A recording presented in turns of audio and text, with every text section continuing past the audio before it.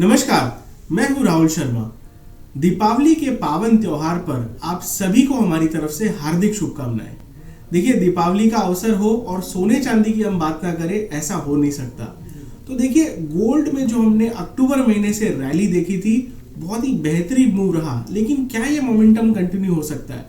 देखिए, हिस्टोरिकली अगर हम देखें तो गोल्ड में तकरीबन नवंबर के आसपास बॉटम बनता है और आने वाले 3 से 4 महीनों में यानी कि जनवरी फरवरी तक एक अच्छा मोमेंटम गोल्ड के अंदर देखने को मिलता है।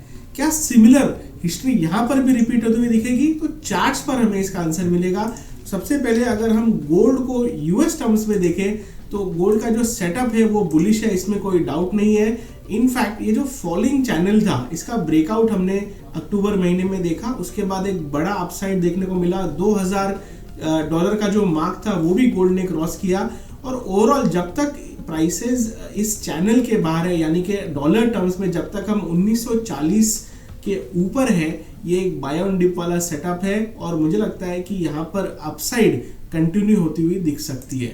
अगर रूबी टर्म्स में बात करें तो देखिए, मंथली में अगर हम देखें तो जो ये बड़ा मूव बना था अक्टूबर महीने में, लिटरली पिछले 4 से 5 महीने का एक तरह से जो कंसोलिडेशन टाइम करेक्शन था, उसे पूरा का पूरा निकल गया। और मेरे हिसाब से एक बड़ा अपसाइड आपको देखने को मिलेगा जैसे ही हम 61,500 का लेवल रूपी टर्म्स में गोल्ड में निकालते हैं। तो गोल्ड में बाय ऑन डिप की रणनीति रखिए। अगर आपका 12 महीने का व्यू है तो मुझे लगता है कि 65,000 रुपए का एक इनिशियल टारगेट और तकरीबन 66,500 तक के लेवल्स आपको गोल्ड में देखने को मिल सकते हैं।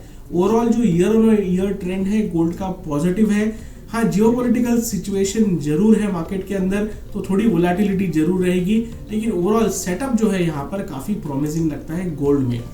जहाँ तक सिल्वर की बात है, देखिए सिल्वर में एक रिलेटिवली अगर रूपी टर्म्स में बात करूँ तो काफी वोलेटाइल रहता है। ये 5-6 हज़ार पॉइंट इनफैक्ट एक मूव्स में हमें देखने को मिलते हैं।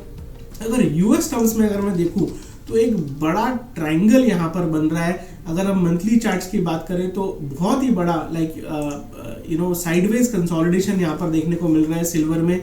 देखिए, इस चार्ट पे हम देख पाएंगे इसको, और इसका जो एक बड़ा ब्रेकआउट है तकरीबन हमने देखने को मिल सकता है अगर जब हम $25 का भाव सिल्वर में निकालेंगे तब। अब ये कब होता है, इसके लिए ट्रिगर आई थिंक कहीं ना कहीं मेटल्स में से देखने को मिलेगा। सिल्वर एक इंडस्ट्रियल मेटल भी है और साथ ही में सिल्वर एक तरह से ज्वेलरी में भी यूज होता है और डोमेस्टिक कंजम्पशन भी सिल्वर का एक अच्छा खासा है इंडिया में। तो मेरे हिसाब से सिल्वर में हमें बड़ी अपसाइड देखने को मिल सकती है जैसे ये ब्रेकआउट आता है। जो इनिशियल ब्रेकआउट है तकरीबन 10% दूर है डॉलर टर्म्स में, और जब ये ब्रेकआउट आता है तो मुझे लगता है बड़ी अपसाइड, यानी कि अगर रूपी टर्म्स में मैं बात करूं तो तकरीबन लाख रुपए तक के भाव हमें सिल्वर में देखने को मिल सकते हैं आने वाले 12 महीनों में। तो गोल्ड और सिल्वर दोनों के ऊपर आउटलुक पॉजिटिव है। हाँ, डेफिनेटली चाइना का इम्पैक्ट रहेगा। अगर चाइनीज डेटा इंप्रूव होता है तो सिल्वर के टारगेट्स जल्दी भी आ सकते हैं। और ओवरऑल हमें लगता है कि दोनों जो प्रेशियस मेटल्स है इस त्योहार पर मेरे हिसाब से आपको बाय करके चलने चाहिए। तो दोनों के दोनों मेटल्स में हमारा ध्यान पॉजिटिव है और हमें लगता है कि आने वाले समय में एक तरह से एक नेचुरल हेज का काम करेगा। देखिए, नेक्स्ट ईयर जनरल इलेक्शंस है, जियोपॉलिटिकल सिचुएशन ऑलरेडी चल रही है।